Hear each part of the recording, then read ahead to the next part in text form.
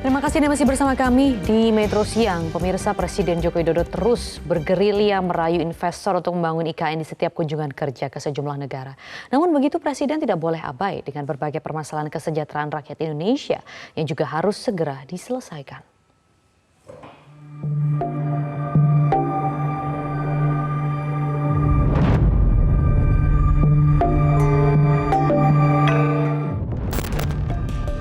Tidak sulit dimengerti mengapa pidato Presiden Joko Widodo di Ecosperity Week di Singapura Rabu 7 Juni lalu menjadi perbincangan internasional. Dalam event untuk mendorong pembangunan hijau itu, Presiden memilih jualan ibu kota negara IKN Nusantara. Memang tidak salah Presiden mempromosikan mega proyek IKN yang ditargetkan selesai pada 2045 itu. Terlebih, IKN memang didesain menjadi kota net karbon pertama di tanah air. Dengan begitu, pidato jualan IKN tersebut tidak salah dalam konteks tempat. Jangan pula kita memusingkan ajakan Presiden bagi warga Singapura tinggal di IKN. Sekadar tinggal jelas berbeda dengan kepemilikan. Selain itu, sebagai kota besar dunia, IKN memang harus siap menjadi melting pot. Yang pantas diherankan adalah cermin prioritas Joko Widodo di pidato itu. IKN tampak sekali menjadi prioritas, padahal banyak target-target penting yang belum tercapai hingga akhir kepemimpinan ini. Memang dengan disahkannya Undang-Undang Nomor 3 Tahun 2022 tentang IKN, pemerintah mengemban amanat mewujudkan IKN.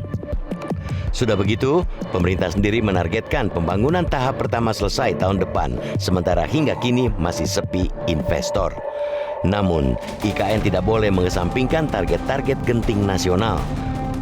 Khusus soal hutang target di RPJMN 2020-2024, bahkan baru beberapa hari lalu disampaikan Menteri-Menteri Perencanaan dan Pembangunan Nasional Kepala Bappenas Suharso Monoarfa di DPR. Sebut saja angka stunting yang saat ini masih di kisaran 21,6%. Padahal tahun depan ditargetkan dapat turun hingga mencapai 14%. Masih soal target RPJMN 2020-2024 yang jauh panggang dari api adalah target fasilitas kesehatan tingkat pertama yang baru mencapai 56,07% pada 2022. Sedangkan tahun lalu ditargetkan mencapai 83%. Meski merupakan bidang kesehatan, kita sangat paham jika indikator-indikator itu sebenarnya sangat dipengaruhi tingkat ekonomi. Terbukti, provinsi-provinsi dengan capaian rendah indikator RPJMN itu juga merupakan provinsi dengan tingkat pendapatan terendah.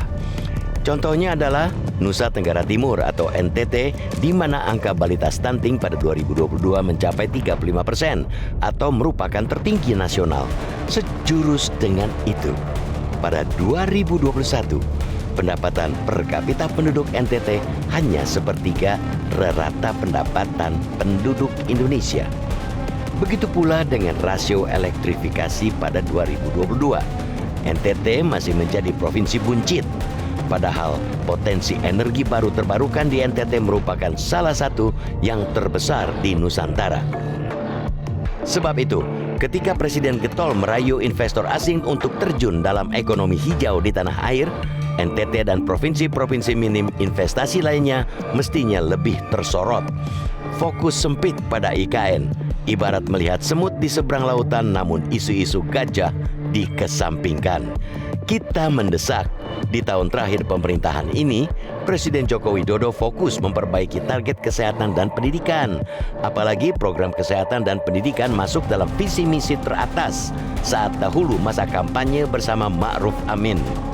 Presiden harus sadar bahwa permasalahan besar pada kesehatan generasi belia akan membawa dampak berat bagi daya saing bangsa di masa mendatang.